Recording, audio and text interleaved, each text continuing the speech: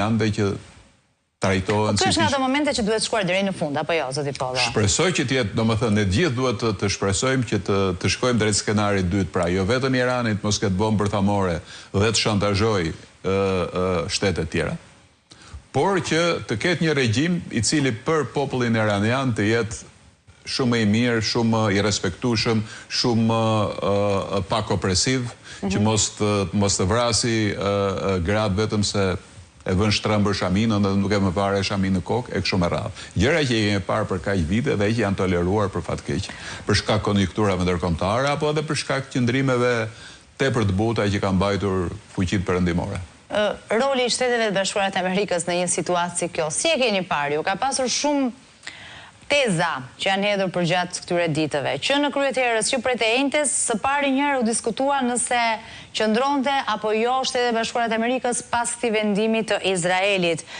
Është diskutuar shumë mbi faktin ka dështuar apo jo Shtetet e Bashkuara të Amerikës në mbajtjen nën kontroll të Izraelit, pastaj është diskutuar nëse në një mënyrë ose në një tjetër, përmes teorive konspirative të ndryshme, apo drejt për drejt, përmes vetë një sulmi të mundshëm të Iranit, përmes sulmeve terroriste, goditjes ambasadave, do përfshiheni në mënyrë ose një tjetër Shtetet e Bashkuara të Amerikës, tani 4 ditë më pas, ku qëndrojnë SBA-t tek ky konflikt?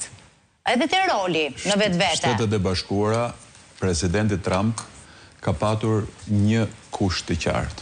I ka shkruar para 64 ditësh një letër liderit iranian Khamenei, dhe i ka bërë të qartë që ne mund të bashkëpunojmë, ne mund të bëjmë tregti, ne e duam popullin iranian, por ju nuk mund të keni një bombë bërthamore.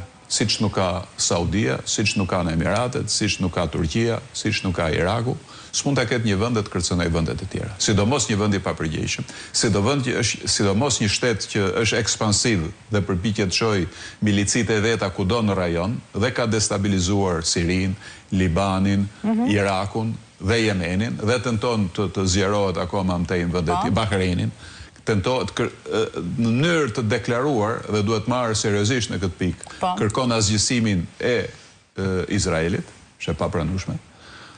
Atëherë ky vend dhe ushtrin që ka mund ta ketë shumë, por ushtrin që ka, çdo shtet e ka ushtrin e vet. S'mund t'i thuash gjë. Po armë bërthamore, ky nuk mund të ketë.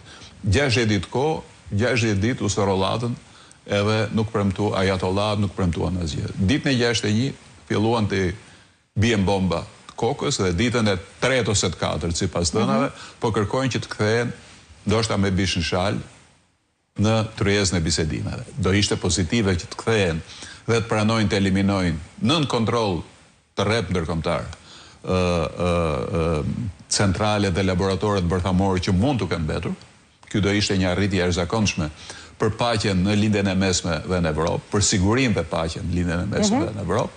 Por ajo që themi pak përpara është që një regjim që ka terrorizuar jo vetëm Qinjët, por popullin e vet, do ishte mirë të zhdukej dhe të zëvendësoj me një sistem që në tranzicion do shkonte drejt një qeverie që është më e përgjegjshme. Nuk pretendojmë standarde zvicerane në lindjen e mesme, dhe nuk ka pse. As në Ballkan nuk i kemi ato standarde. Por ama që të jetë një qeveri më e përgjegjshme dhe më llogaridhënëse, besoj në Iran kjo mund të arrihet dhe kjo do ishte dëshirë e mirë në favor të popullit iranian, jo të një politikane apo një tjetër. Se ne kur flasim për një situatë si kjo, ju e thatë që në krye të herës, nuk është çdo lloj konflikti, sidomos kur flasim pastaj për armë bërthamore dhe për gjitha bën përfshirje globale, pra globalisht